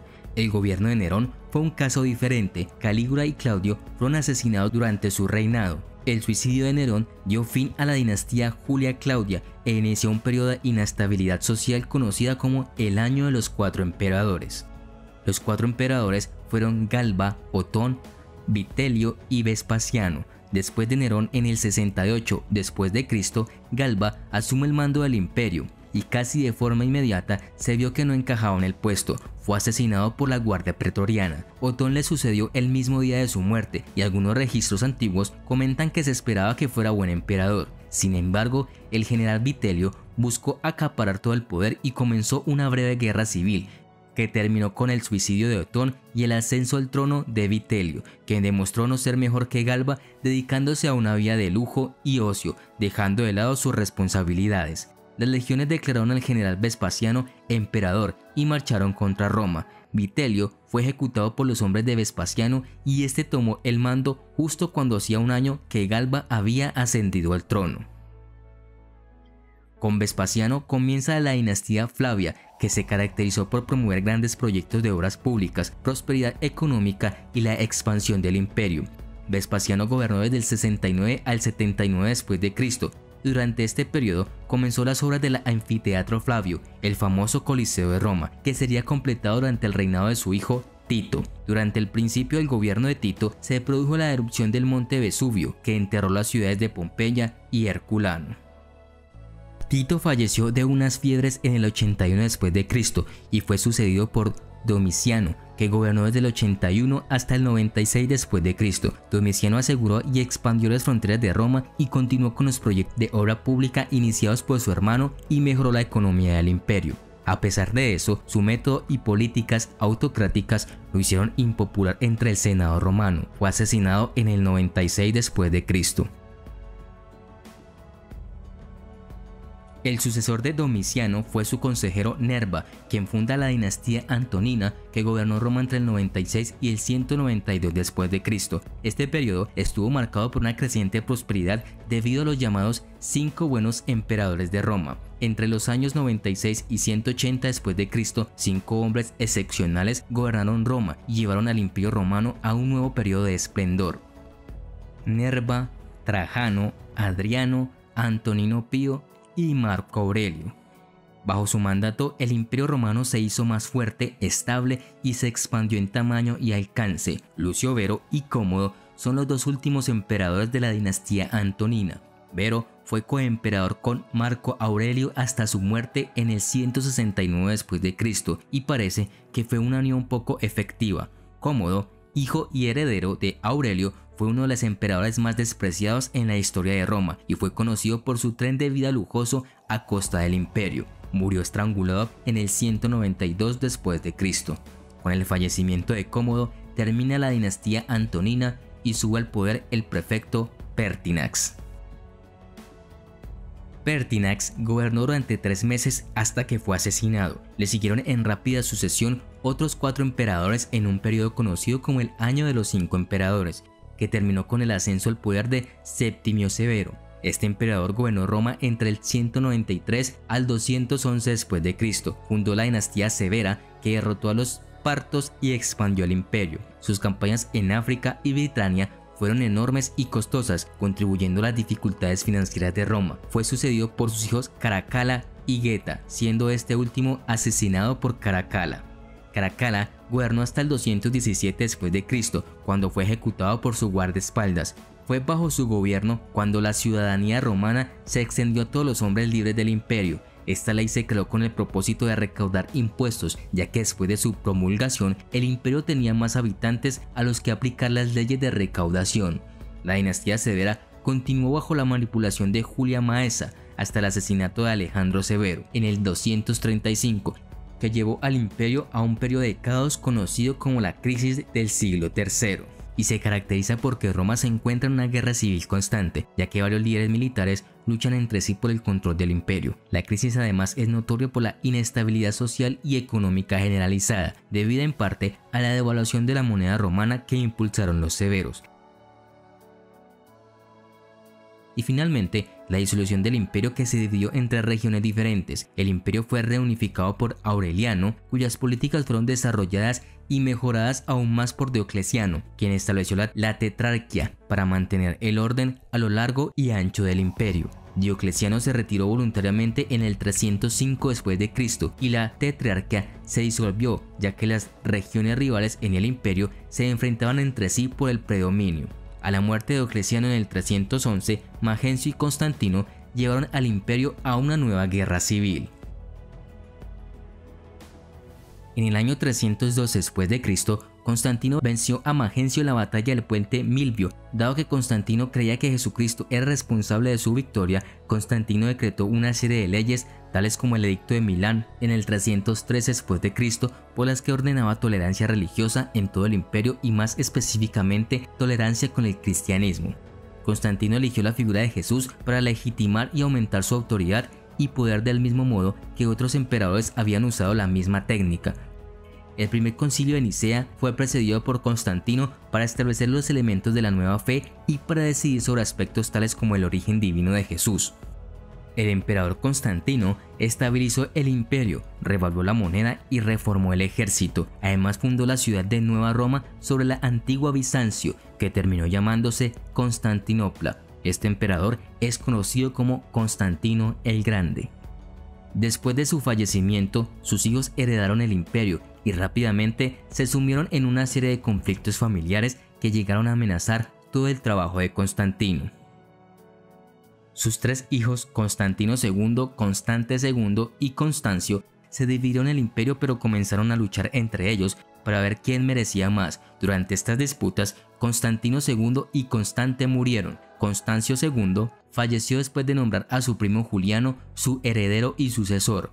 El emperador Juliano gobernó 2 años, del 361 al 363 después de Cristo, y durante este tiempo intentó devolver a Roma su gloria pasada mediante una serie de reformas que tenían el objetivo de aumentar la eficiencia de gobierno. A pesar de que la política oficial de Juliano era de tolerancia con el cristianismo, terminó por quitar de puestos de gobierno de responsabilidad a personajes cristianos. También prohibió la enseñanza del cristianismo y su difusión. Además, vetó a los cristianos la entrada al ejército.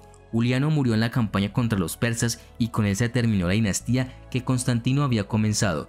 Fue el último emperador pagano de Roma y se le llegó a conocer como Juliano el Apóstata por su oposición al cristianismo. Desde el 376 hasta el 382 después de Cristo, Roma luchó una serie de batallas contra los invasores góticos conocidas como las guerras góticas. El emperador romano, Valente, fue vencido en la batalla de Adrianópolis el 9 de agosto del año 378 y muchos historiadores marcan esta fecha como clave en la caída del Imperio Romano de Occidente. Otros factores que contribuyeron a la decadencia de Roma incluyen inestabilidad política debido al tamaño del imperio, los intereses propios de las dos mitades del imperio, la invasión de las tribus bárbaras, corrupción en el gobierno, ejércitos mercenarios, sobredependencia en el trabajo esclavo y el desempleo e inflación masivos. La ingobernable vastedad del imperio, incluso dividido en dos, lo hacían difícil de administrar. El imperio oriental florecía mientras el imperio occidental subsistía y ninguno pensó mucho en ayudar al otro. El creciente poderío de las tribus germánicas y sus constantes incursiones en Roma podrían haber sido manejados más efectivamente si no fuese por la corrupción gubernamental, especialmente entre los gobernadores de provincias, y si los romanos en general hubiesen dado un trato justo a los godos.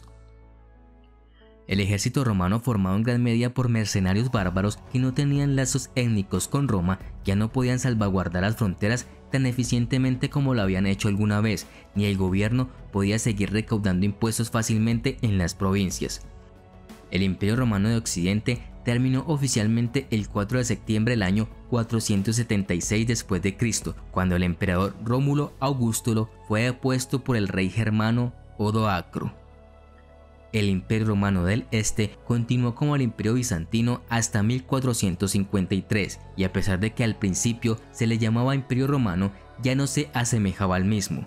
El Imperio Romano Occidental se convertiría en el Sacro Imperio Romano, que era un imperio solo en nombre. La antigua China produjo lo que se ha convertido en la cultura más antigua del mundo. La historia china se puede dividir en tres periodos: la China preimperial, la China imperial y la nueva China.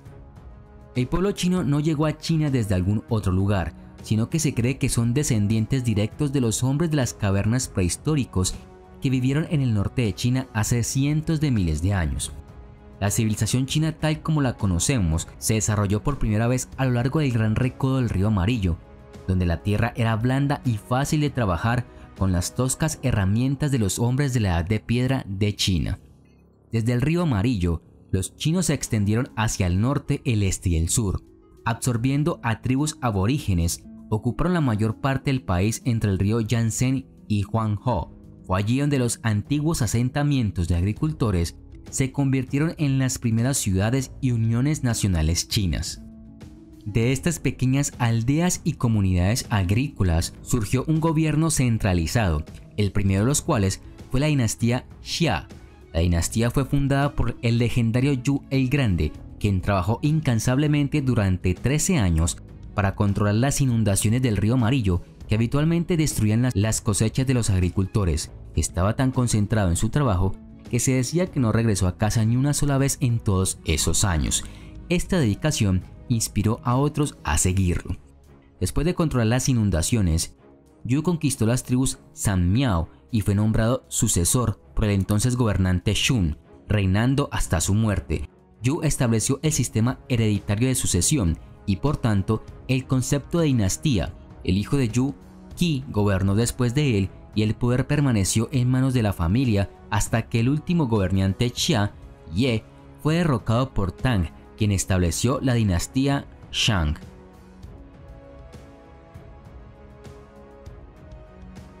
Tang era el reino de Shan. Lo que se sabe es que era el gobernante o al menos un personaje muy importante del reino de Shan, que alrededor del año 1600 a.C. encabezó una revuelta contra Ye y derrotó a sus fuerzas en la batalla de Mingtiao. Se cree que la extravagancia de la corte Xia y la carga resultante sobre la población condujeron a este levantamiento. Luego Tang asumió el liderazgo del país, redujo los impuestos, suspendió los grandiosos proyectos de construcción y gobernó con tal sabiduría y eficiencia que permitió que florecieran el arte y la cultura. La escritura se desarrolló durante la dinastía Shang, así como la metalurgia del bronce, la arquitectura y la religión. Antes de los Shang, la gente adoraba a muchos dioses, con un dios supremo, Shanti, como jefe del panteón. Shanti era considerado el gran antepasado que presidía la victoria en la guerra, la agricultura, el clima y el buen gobierno. Sin embargo, debido a que estaba tan remoto y tan ocupado, la gente parece haber requerido intercesores más inmediatos para sus necesidades y así comenzó la práctica del culto a los antepasados. Se pensaba que cuando alguien moría, obtenía poderes divinos y se le podía pedir ayuda en momentos de necesidad. Esta práctica condujo a rituales muy sofisticados dedicados a apaciguar a los espíritus de los antepasados. El rey, además de sus deberes seculares, ejercía como oficiante principal y mediador entre vivos y muertos, y su gobierno se consideraba ordenado por ley divina.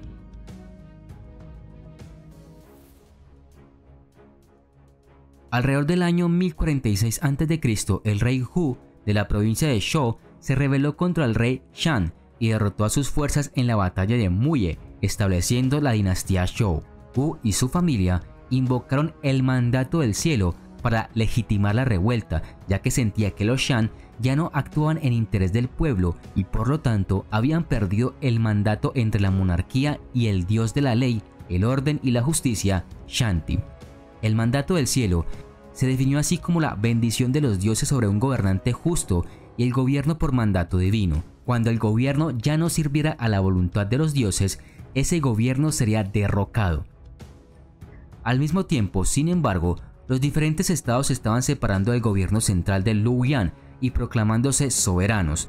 Esto entonces condujo al llamado periodo de los estados combatientes, en el que 7 estados lucharon entre sí por el control, todos los cuales se consideraban soberanos, pero ninguno se sentía seguro de reclamar el mandato del cielo que aún ostentaban los Shu.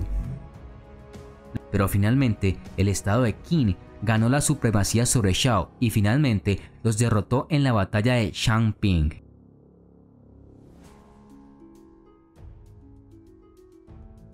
Shi Huangdi estableció así la dinastía Qin, iniciando el periodo conocido como la Era Imperial en China.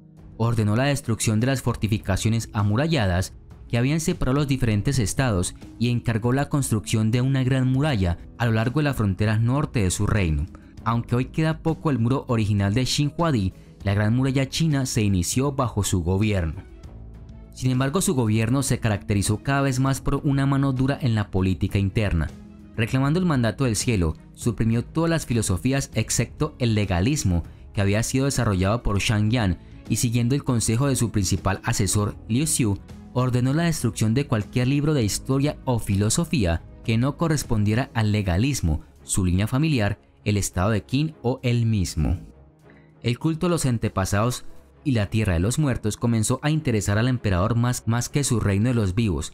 Parece haber desarrollado una obsesión con la muerte, se volvió cada vez más paranoico con respecto a su seguridad personal y buscó ardientemente la inmortalidad. Su deseo de asegurarse una vida futura acorde con la actual lo llevó a encargar la construcción de un palacio para su tumba y un ejército de más de 8000 guerreros de terracota creados para servirle en la eternidad. Este ejército de cerámica, enterrado con él, también incluía carros de terracota, caballería, un comandante en jefe y una variedad de aves y animales. Se dice que murió en el 210 a.C. mientras buscaba un elixir de la inmortalidad. Poco después de la muerte de Xinhuadi, la dinastía Qin se derrumbó rápidamente debido a la intriga y la ineptitud de personas como Hu Hai, Liu Xiu y otro consejero, Xiao Gao, y la dinastía Han comenzó con el ascenso al poder de Liu Bang. Tras una serie de revueltas y batallas contra la dinastía Qin, el general Liu Bang se hizo con el control y fue proclamado emperador, conocido como Gao Zu de Han. La paz resultante iniciada por Gao Zu trajo la estabilidad necesaria para que la cultura volviera a prosperar y crecer. En esta época se inventó el papel y la escritura se volvió más sofisticada. Gao Zu abrazó el confucianismo y lo convirtió en la filosofía exclusiva del gobierno, estableciendo un patrón que continuaría hasta el día de hoy. Después de su muerte en el 195 a.C., su esposa, la emperatriz Liu Xi, instaló una serie de reyes títeres, comenzando con el príncipe heredero Liu Jin, quien sirvió sus intereses, pero aún así continuó con sus políticas. Estos programas mantuvieron la estabilidad y la cultura, lo que permitió al más grande de los emperadores Han, Wu Ti, embarcarse en sus empresas de expansión, obras públicas e iniciativas culturales.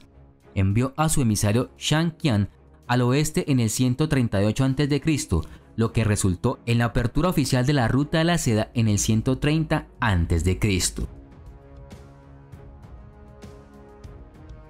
La dinastía Tang se considera la edad de oro de la civilización china.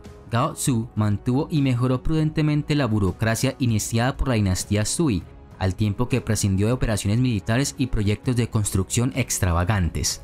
Con modificaciones menores, las políticas de la dinastía Tang todavía se utilizan en el gobierno chino en la actualidad. A pesar de su eficiente gobierno, Gao Zu fue opuesto por su hijo Li Xinmi en el 626. Después de asesinar a su padre, Li Xinmi mató a sus hermanos y a otros miembros de la clase noble y asumió el título de emperador Taizong.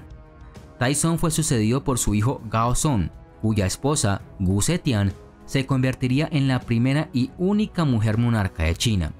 La emperatriz Wu Zetian inició una serie de políticas que mejoraron las condiciones de vida en China y fortalecieron la posición del emperador. También hizo amplio uso de una fuerza de policía secreta y canales de comunicación altamente eficientes para estar siempre un paso por delante de sus enemigos, tanto extranjeros como nacionales. En los años siguientes, el territorio y la población de China se dividieron entre la dinastía Song, la dinastía Jin y la dinastía Xian occidental. La era terminó con la conquista mongola cuando Xia occidental cayó en 1227. la dinastía Jin en 1234 y finalmente la dinastía Song del Sur en 1279.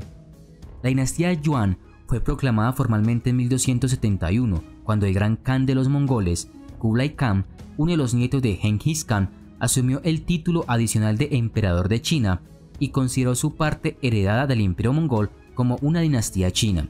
La dinastía mongol Yuan se convirtió en la primera dinastía conquistadora en la historia de China en gobernar toda China y a su población como una minoría étnica.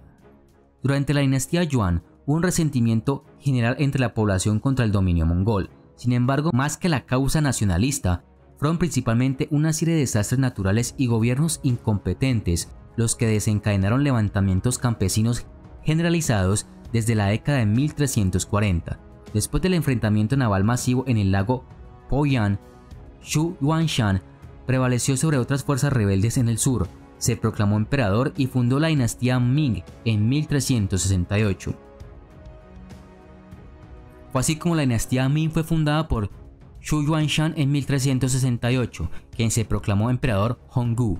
La capital se estableció inicialmente en Nanjing y luego se trasladó a Beijing, desde el reinado del emperador Zhongle en adelante. La dinastía Qing fue la última dinastía imperial en China, fundada por los manchúes. Fue la segunda dinastía conquistadora que gobernó toda China propiamente dicha y aproximadamente duplicó el territorio controlado por los Ming. Al final del largo reinado del emperador Qianlong en 1796, el imperio Qing estaba en su apogeo. Los Qing gobernaban a más de un tercio de la población y tenían la economía más grande del mundo.